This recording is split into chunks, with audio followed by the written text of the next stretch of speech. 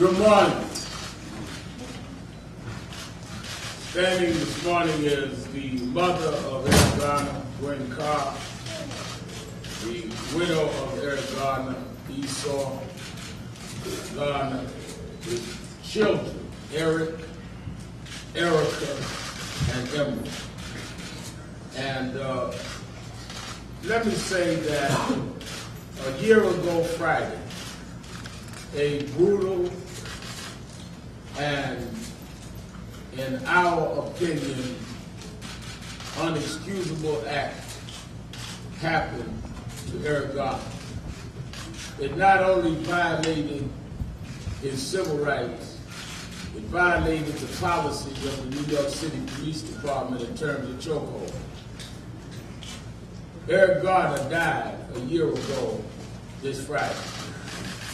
It was a case that brought national attention to the continued use of force, the neglect when force is used by those responding, and the lack of local counters to deal fairly with an impartial and fair investigation. Almost immediately, we went to the federal government asking for a federal inquiry on the policemen involved and to secure the civil rights of Eric Garner. They said they were waiting the Staten Island grand jury. We had predicted that given the politics of that, we had low to no expectations. A year later, the grand jury in Staten Island, as we expected, came back with no bill. The prosecutor has now run and won for Congress. The family is given a settlement, but Eric Garner and the community has not received justice. Money is not justice.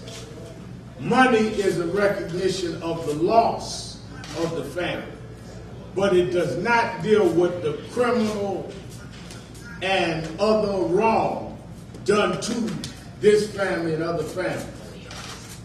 When I talked to Gwen Carr, and then later the widow, and then the children, it was their commitment then, and it is now, that they want justice and they want to fight for justice for others.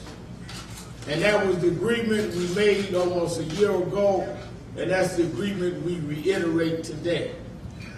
Anybody that thinks that anything else is what this is about is mistaken or cynically trying to manipulate what is going on here to protect the status quo.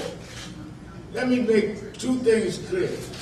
One, on this Saturday, there will be a mass rally at Cadman Plaza, where the Justice Department in that area is. We will be joined not only by the Garner family, the mother of Michael Brown from Ferguson, mother of Trayvon Martin, the mother of Amadou Diallo. All will join. There will be occasions all weekend, Friday night, at Canaan Baptist, Emerald, and Esau, as well as the mothers at the House of Lord in Brooklyn. Erica is doing things. Because this is a painful time that they want to raise this pain to deal with this nation having to come to terms with what happened. The videotape of Eric Garner saying, "I can't breathe," 11 times, is what spurred a movement that went from Staten Island to Ferguson, on to Cleveland, on to Ohio, to Beaver Creek, on to South Carolina, Baltimore. It started a year ago. We will not end it until we have changed how policing goes. The governor made one step with a special prosecutor in New York for a year, but the federal government needs to do it. That's what the march is about Saturday. There needs to be structural change, and they need federal intervention where local counties will not protect its citizens based on local politics. That's why we marched 12 to 15,000 people in Staten Island last August. The weekend before we did the funeral for Michael Brown. Now let me address one thing and then I will bring the family members on. This is not about money. The headline, the family wanted more money. The family wants justice. There's no argument about money. The argument is about justice and how you put value on the lives of the family members that have to now survive without Eric alive. His wife, his children. The psychological and psychic scars, they have to go forward. Every morning, Emerald and Erica and Eric wake up. They have to relive they have no father. And why don't they have a father? Because those that are being hired and compensated to protect him not only took him down and choked him, would not release him when he kept saying, I can't breathe. And had it not been for some videotaping with their cell phones, the world would have called him a liar. Like the world is trying to act like all they want is money when they've said they want justice. Let me also say that since day one, National Action Network has been involved. I told the family we would help them. We cover the funeral, we cover any expense they need. I told them if you get $75 million, you don't owe us a dime. We don't want reimbursement for the funeral. We don't want to reimburse anything we've done. As we did Diallo, we paid for that. I never asked for a dime back from Diallo. And never got one. Not from a lawyer, not from Ms. Diallo. Sean Bell, we paid for that same thing. You looking for cynical reasons to discredit movements, never ever can understand that people really believe in this. And you get others to call us hustlers. Why don't you ask the principals? Why don't you ask any of them? Did anybody ask you for anything? Because that's not what you want. You want a way to avoid dealing with the issue. So you make the family look like money grabbers. Or me look like a hustler, because you don't want to deal with a chokehold. Kill this man, and nobody's paid for it in a court of law. But you can beat up on us all you want. You're going to have to deal with this, because a year later, we're still rallying. We're still marching, and we will not stop. We think the idea that the controller, Scott Stringer, does of saving the city money and settling so the families have to go through pain is a problem. But I had nothing to do with any of the negotiations. Never went to a meeting with the lawyers. I had nothing to do with it because I don't want any money to be put back. Emerald works here now and will continue to work here. Why? Because she understands the pain of people come in the counter and look for help because she wakes up every day missing her father. I understand most of you would never extend money for nothing. But don't put me in your category. And don't put this family there. So this is why we continue to pursue. The objective and the focus is about justice. The loss, you can approach it by settling, but you will never be able to fill the void of a life taken with money. You can only deal with trying to deal with some of the loss. But we did not march, and we do not stand because we were trying to get some money. So the headline act is to add insult to injury. Let me also say that we want to thank the attorneys that represented the family and handled protecting them. Attorney Jonathan Moore, Attorney Hardy, who helped from NAM. We do not have them on the platform because this is about the family and justice. This is not about a breakdown of the lawsuit. That's your story. That's not our story. Can we hear from them? I'll start when I get finished. We can. If you rush, we'll excuse you. I wasn't sure we were going to hear from them at all. I think I announced that I would. But again, you want to be rude. Did I not say we would? See, this is the kind of rude that when you read this story, you will have all of the things we didn't say.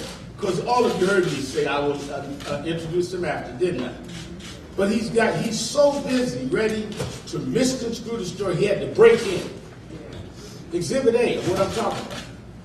And the only thing he's going to do is make me talk 5 minutes more, because he don't come here and tell me what to do. Come on. Amen. So, we want to congratulate them for handling what they're supposed to handle.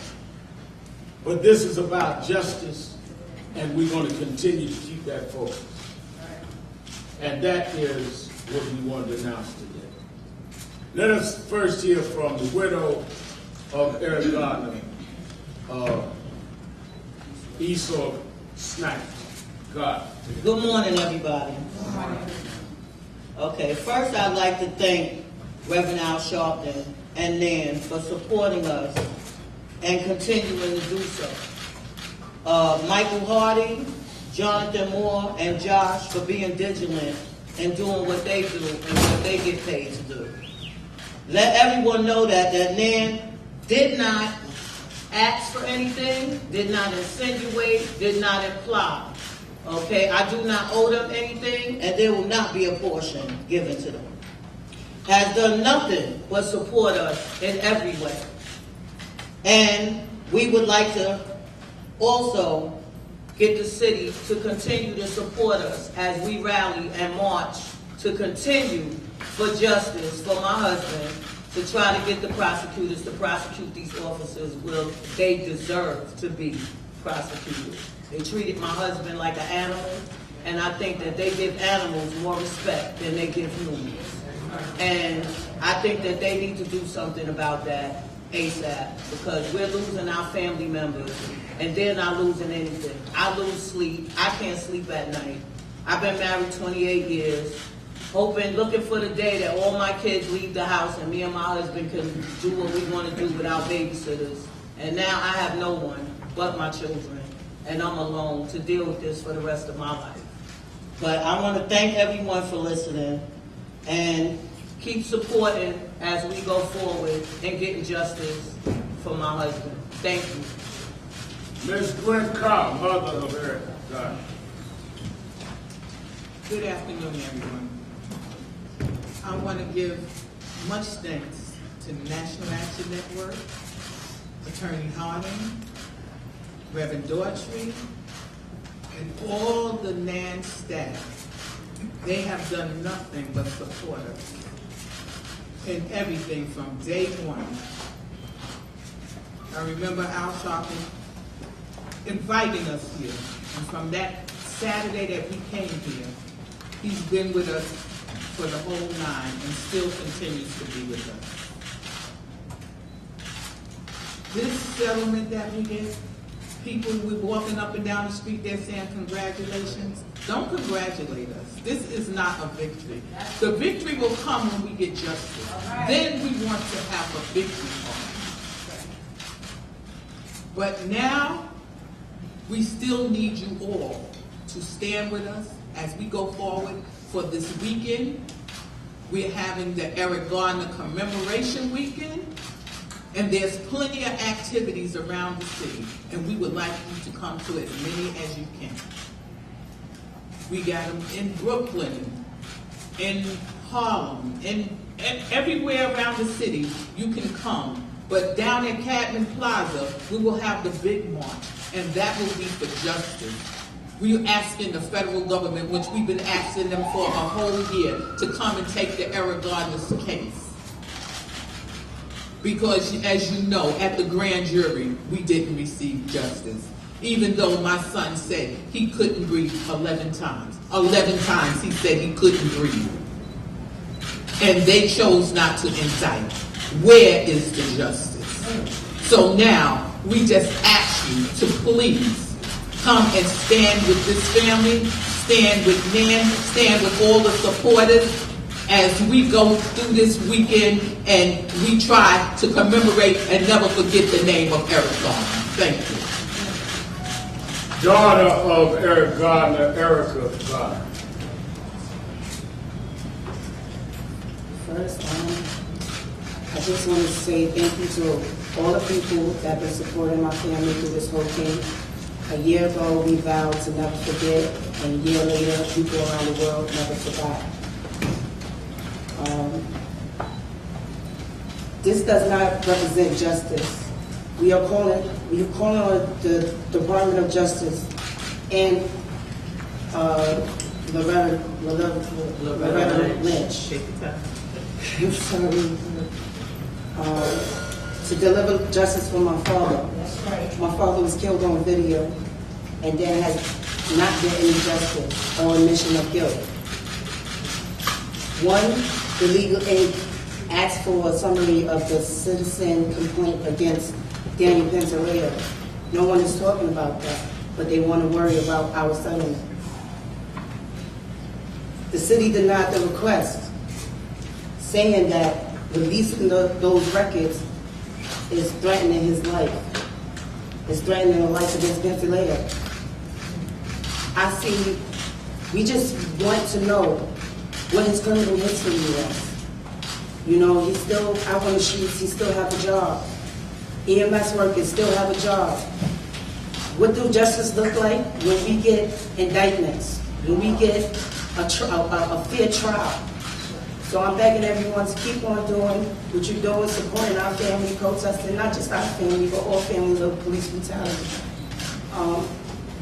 And just thank you for all the support, and we're going to keep on fighting for justice. No amount of money is going to bring my father back. So we're going to keep on doing and keep on running.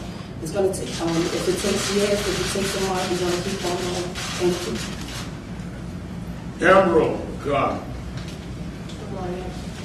I just want to thank everyone who supported the family, Jonathan, Josh, Mr. Hardy, Reverend Sharpton, my nan's family, because everybody has truly become a family to us. Everybody is like extended family, and we call this March Lest We Forget is because we called it that because we're not going to forget what happened to Eric Garner. We're not going to forget what happened to Molly Graham or Sean Bell or Amadou Diallo. We're not going to forget, and we're going to keep protesting. We're going to keep fighting for justice.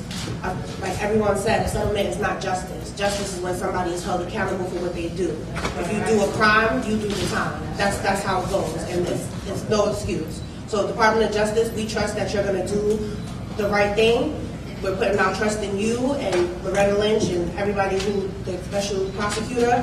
We're putting our trust in you, and we just have faith that you're going to come out with the right decision. You know what the right decision is. You know right from wrong, and you know Pantaleo was absolutely wrong for what he did. Absolutely wrong, hands down. Everybody saw the video. So I just want to thank everybody, still encourage everyone, especially the youth. I always appeal to the youth because it's very important for the youth to get involved. We want you to come out Friday and Saturday, Brooklyn, Harlem, wherever you can make it to, whatever's closer to you, just come out and support because we're fighting for justice. We're not fighting for a dollar, we're fighting for justice. Thank you. All right, thank you very much. Tonight, some of the family members and I will join the ecumenical service in Staten Island with the Cardinal and myself and others doing scriptures, and we will build up towards Saturday's rally. President Sharpton, are you taking any questions?